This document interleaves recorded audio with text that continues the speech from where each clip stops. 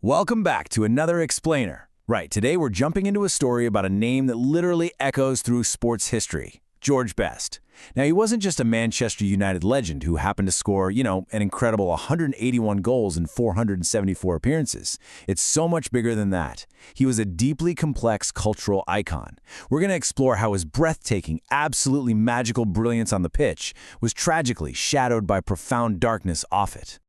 Just listen to this quote. He famously quipped, "I spent a lot of money on booze, birds, and fast cars. The rest, I just squandered." I mean, wow. That legendary line instantly sets the stage, doesn't it? It perfectly captures his famous wit, his massive celebrity, and the incredibly hedonistic tone of his personal life. But, as we're going to see, it's also a stark hint at the relentless lifestyle that would ultimately completely consume him. Okay, let's dive into this. Part 1. A Genius Discovered. To really get this story, we gotta wind the clock back to 1946, specifically to the Creagh estate in Belfast. George actually inherited a pretty fierce athletic streak from his mom, who was a fantastic hockey player. But get this, he was initially rejected by local schoolboy squads for being too small. He was just a 5-foot, 8-stone kid.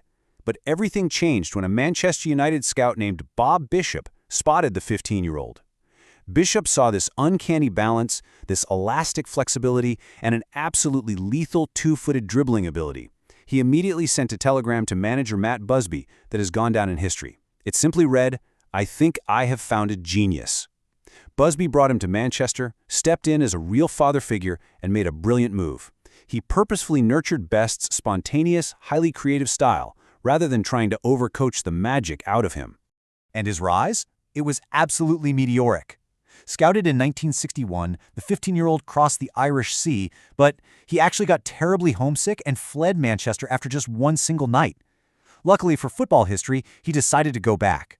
By 1963, at only 17 years old, he makes his first team debut against West Bromwich Albion, and he's instantly out there mesmerizing seasoned, veteran defenders with his sheer speed and agility.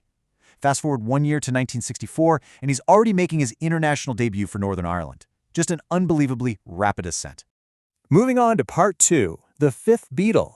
Right, so 1966 is the year everything exploded way beyond just the sport. He earned this incredible nickname, O Quinto Beatle, the fifth Beatle. Here's what happened. During the European Cup quarterfinal over in Lisbon, a 19-year-old George Best absolutely dismantled the mighty Benfica. I'm talking scoring twice in the very first 12 minutes during a stunning 5-1 thrashing. When he flew back home, he was photographed at the airport wearing this giant sombrero, and the Portuguese media had already crowned him. He wasn't just a footballer anymore, he had literally achieved global pop star status.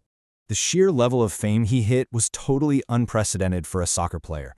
He was football's very first long-haired superstar. He was opening clothing boutiques in Manchester. He was endorsing everything, and I mean everything, from breakfast eggs to men's cologne.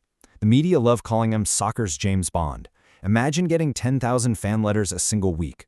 He famously dated fashion models and Miss Worlds. There's this classic story where he joked that he slept with 4 Miss Worlds, not 7, simply because he, quote, didn't have the time. It's wild to think about, but his fashion-forward style completely rivaled modern icons like David Beckham decades before Beckham even put on a pair of boots. All right, Part 3, Zenith of a Legend. But look, amidst all the crazy celebrity, we cannot forget his pure, unadulterated genius on the pitch. The 1967 to 1968 season really stands as the absolute pinnacle of his career. He was leading Matt Busby's rebuilt United team, a team, remember, that was still deeply recovering from the tragic 1958 Munich air disaster, and he guided them to become the very first English club to ever win the European Cup. If you want objective proof of his greatness, just look at this table. At just 22 years old, Best secured 61 points to win the 1968 Ballon d'Or, beating out absolute titans of the game like his own teammate Bobby Charlton and the legendary Franz Beckenbauer. And he won this right after scoring a phenomenal solo extra-time goal to beat Benfica 4-1 in the European Cup final at Wembley. He was, without a shadow of a doubt, the best player in all of Europe. And the legend? It just kept growing. Let's talk about the famous 1970 FA Cup performance against Northampton Town. Best was actually returning from a suspension. He steps onto the pitch and, as if to make a point, remarkably scores 6 goals in a single 8-2 victory. 6 goals! In one match! It was just a breathtaking showcase of his sharpshooting art and an absolute nightmare for any defender unlucky enough to face him. His whole career is practically defined by these moments of pure, unscripted audacity, like audaciously lobbing the Sheffield United goalkeeper in 1971. And get this, he actually started celebrating his goal before the ball even crossed the line. Or the time he fulfilled a promise to literally nutmeg the legendary Johan Cruyff in a 1976 international match. He also snagged the record for the quickest hat-trick for Northern Ireland, scoring 3 times in a mind-blowing 12 minutes against Cyprus. I mean, even Pelé himself, a guy widely considered the greatest ever, is famously linked to the quote, "Maradona good, Pelé better, George best." That tells you everything you need to know. Part 4, the downward spiral. Now, we have to talk about the heartbreaking turn his life took. As Manchester United's fortunes started to decline in the early 1970s, Best found himself increasingly unable to cope.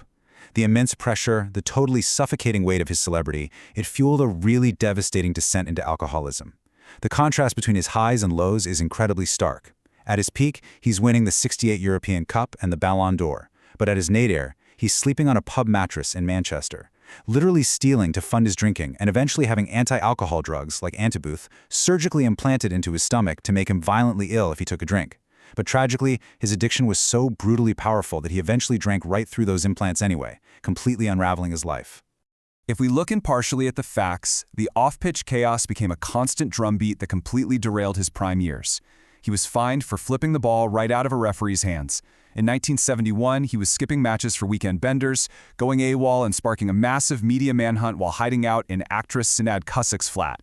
He crashed his car outside Harrods, which required 55 stitches. He even served 8 weeks in prison for assaulting a police officer.